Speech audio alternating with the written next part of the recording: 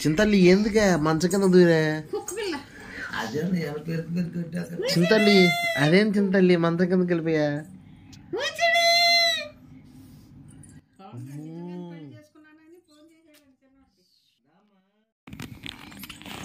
అదే నాన్న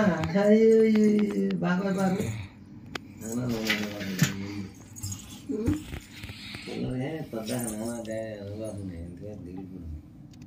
మా కొరికిం కొడదమ్మా ఇది అమ్మని కొరకు బాబా చింతల్లి చింతల్లి ఏం చేస్తున్నా కింద కిందల్లి దా ఇదేంటి మంచం కింద దూరాడుతుంది